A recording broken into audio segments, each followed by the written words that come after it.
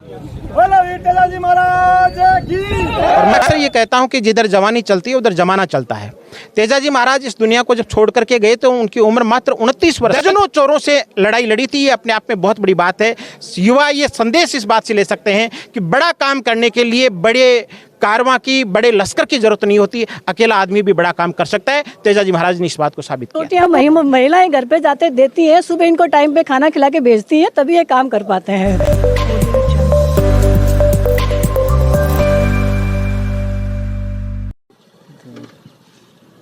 नमस्कार साथियों, मैं महेंद्र फोगाट और आप देख रहे हैं इंडिया टुडे। आज के शो में आपका स्वागत है। आज हम पहुंचे हैं सांगलिया धाम, जो कि तेजाजी का मंदिर की कल यहाँ पे प्राण प्रतिष्ठा होनी है। मुख्य अतिथि के रूप में हनुमान जी बेनीवाल पधार रहे हैं और यहाँ की क्या कुछ व्यवस्थाएं हैं वो सब आपको दिखाएंगे। साथ साथ में जो मूर्ति है, जो भव्य मंदिर का यहाँ पे कल अनावरण किया जा रहा है मूर्ति का, वो भी हम आपको दिखाएंगे। और साथ साथ में यहाँ की जो व्यवस्थाएँ उनके बारे में माइक्रो डिटेल आपको देंगे।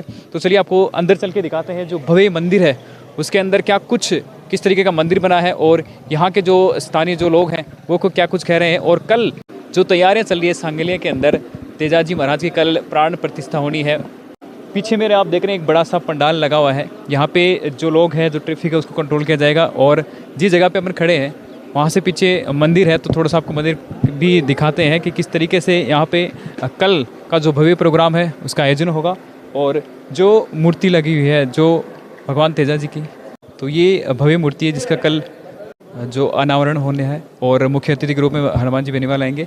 देश और प्रदेश के तमाम तेजा भक्तों को तेजा दशमी की अग्रिम शुभकामनाएं।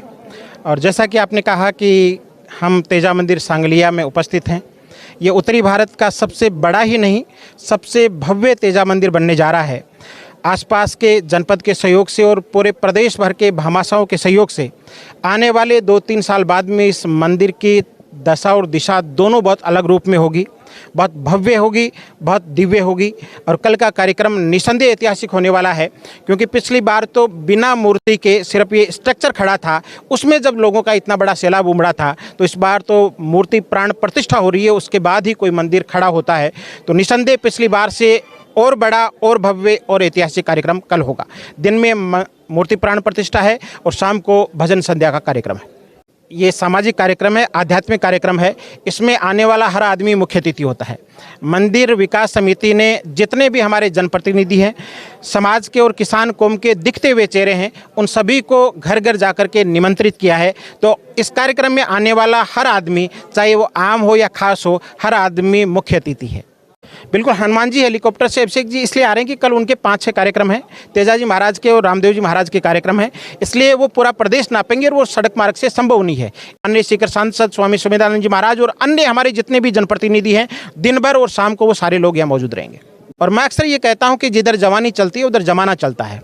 तेजाजी महाराज इस दुनिया को जब छोड़ करके गए तो उनकी उम्र मात्र 29 वर्ष थी। और यहाँ जितने भी युवा साथी खड़े हैं, सबकी उम्र करीब करीब की 29 वर्ष से ज़्यादा है। यानी एक विद्वान ने बहुत अच्छा कहा है कि जीवन की लंबाई नहीं, जीवन की गहराई मायने रखती है। आप कितना जीवन जीते इसका मायने नहीं है, मायने इस बात के हैं कि आपके जीवन की गहराई कितनी है, उसमें डेप्थ कितनी है। तो तेजाजी महाराज का जीवन 2-3 चीज़ों को लेकर के हमारे लिए बहुत बड़ी प्रेरणा है।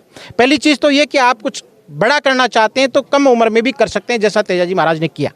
दूसरा, आप परहित के पूरी दुनिया का इतिहास उठा करके देख लें, जितनी भी लड़ाइयाँ हुई हैं दुनिया के इतिहास में, वो जर जोरू और ज़मीन के लिए हुई है, या फिर खुद का राज्य बचाने के लिए या दूसरे का राज्य हड़पने के लिए हुई है। इतिहास की ये एकमात्र लड़ाई थी जो गायों के लिए लड़ी गई, किसी दूसरे की गायों के लिए लड़ी गई। ये अपने आप में बहुत बड़ी बात है।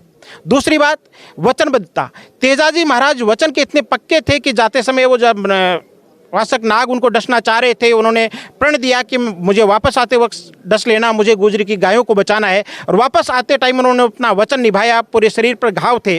नाग ने कहा कि मैं चोटिल और घाव वाले शरीर पर नहीं डस सकता, तो उन्होंने अपनी जीवा निकाली और जीवा को डसवा दिया।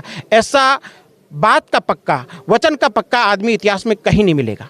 तीसरी चीज़, दुनिया के इतिहास में सिर्फ 2 ही लड़ाइयाँ हैं जो छोटे और बड़े के बीच लड़ी गई। एक तो महाभारत का युद्ध 5 पांडवों ने सैकड़ों कौरवों के सामने लड़ा था, और एक तेजाजी महाराज अकेले आदमी ने दर्जनों चोरों से लड़ाई लड़ी थी। ये अपने आप में बहुत बड़ी बात है।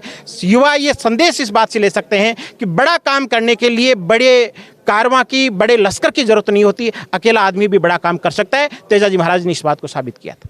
दिन में तेजा गायन का कार्यक्रम रहेगा जो पारंपरिक शैली का रहेगा।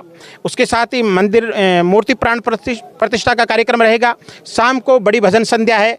आप देख पा रहे होंगे कि इधर दिन में भंडारा भी है, प्रसादी का कार्यक्रम है तो वो चलेगा। शाम के लिए इधर अलग से बड़ी व्यवस्थाएं की गई है। पार्किंग की बहुत सुचारू व्यवस्था की गई है। टू व्हीलर्स की अलग से व्यवस्था है, फोर व्हीलर्स की अलग से व्यवस्था है, सिक्योरिटी की बड़ी व्यवस्था है। तो सारी की सारी चीज़ें बहुत व्यवस्थित और चप्पा चप्पा चौकस रहने वाले अंदाज में रहेंगी। साथ साथ शुरुआत ही इस मंदिर की युवाओं ने की है। मतलब देखा जाए तो शुरू में 10-20 लड़कों ने इस कार्यक्रम के बारे में सोचा था तेजा मंदिर इधर आए, क्योंकि नागौर में तेजा मंदिर पहले से था। अपने इधर तेजा जी का इतना नहीं था और अभी भी अपने इधर नहीं है आसपास कोई मंदिर। ये पहला इतना बड़ा मंदिर इस साइड में बन रहा है। कल का कार्यक्रम बहुत ही दिव्य और भव्य होने वाला है। एक मंदिर की प्राण प्रतिष्ठा एक मुख्य चीज़ होती है, मतलब एक मुख्य उसका वो होता है। बाकी तो आप मंदिर का दर्शन तो कभी भी कर लो, आपको ये याद रहता है कि आप उस मंदिर की प्राण प्रतिष्ठा में आए थे जिस दिन उस मंदिर में प्राण आए थे। देखो, महिलाओं के बिना तो कोई काम सक्सेस है ही नहीं। आप तो ये तो मानो, ये जो युवा सब यहाँ पे काम करते हैं, इनको जाके रोटियां वो महिलाएं घर पे जाते देती हैं, सुबह इनको टाइम पे खाना खिला के भेजती हैं, तभी ये काम कर पाते हैं। जो लड़कियां भी, ऐसा नहीं है कि यहाँ पे सिर्फ युवा लड़के काम करते हैं। इसकी पूरी व्यवस्था में लड़कियों का उतना ही सहयोग रहता है जितना इन लड़कों का है। तो ये तो बिना महिलाओं के तो कोई की आम, मतलब आज तक कोई भी काम सक्सेस नहीं हो पाया है। आरएलपी के जिला अध्यक्ष, तो सर कैसी है तैयारी? अब आप देख ही रहे हो स्वयं ही, तैयारियां एकदम जोरों पर है, पूरी तैयारियां हो चुकी है। नहीं, कहीं ना कहीं हम बहुत जगह देखते हैं कि जैसे हेलीपैड वगैरह तैयार करते हैं, उसमें आसपास में कभी कुछ हो जाता है, कभी जैसे आपने देखा था लास्ट टाइम माननीय प्रधानमंत्री के हेलीकॉप्टर पे भी ऐसा हो गया। तो कुछ यहाँ पे आपने क्या कुछ स्पेशली तैयार किया है? नहीं, ऐसा कुछ नहीं है। चारों तरफ ये कॉलेज के ग्राउंड के अंदर है हेलीपैड, चारों तरफ चारदीवारी है। इसके बाद में बैरिकेडिंग की गई है, तो ऐसी कोई संभावना नहीं है कि कोई न्यूसेंस हो। आराम से, बहुत ही अच्छी तरीके से हेलीपैड स्थापित है। इस पे आराम से हेलीकॉप्टर उतरेगा। ऐसी कोई समस्या यहाँ आने वाली नहीं है, क्योंकि पहले भी यहाँ हेलीकॉप्टर उतरे हैं जी। तो ऐसी कोई संभावना नहीं है कि इसलिए नहीं उड़ेगी क्योंकि आदमी बहुत दमदार उतरेगा। अच्छा, सारी दब जाएगी वैसे। ओंकार जी को आपने बहुत बार देखा होगा, प्रिंस स्कूल के वो। बहुत ऐतिहासिक कार्यक्रम होगा जी। बहुत दिव्य और भव्य मंदिर बन रहा है। उत्तरी भारत का सबसे बड़ा ही नहीं, सबसे भव्य मंदिर भी जी। ये तैयारियां आपने उधर भी देखी होंगी। ये हेलीपैड की तैयारियां हैं। बहुत अच्छा आयोजन कल 10वीं के अवसर पर सांगलिया की सरजमी पे होगा। जी जी, thank you so much.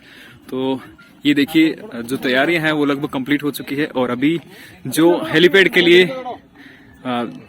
H जो बनाया जाना है, जिससे जो इंडिकेशन होता है हेलीपैड का, और ये देखिए पूरा जो सिक्योरिटी है उसका पूरा ध्यान रखा गया है। यहाँ पे स्कूल है और स्कूल का एक ग्राउंड है, बीकेडी कॉलेज है और इसका एक ग्राउंड है। इसमें देखिए बहुत ही सिक्योरिटी जो है उसका पूरा ध्यान रखा गया। बहुत लंबा चौड़ा यहाँ पे ग्राउंड है और इसमें इस जगह पे हेलीकॉप्टर से हनुमान जी बेनीवाल उतरेंगे और उसके बाद में आगे मंदिर है जस्ट 500 मीटर की दूरी पे, वहां तक फिर काफिले से जाएंगे।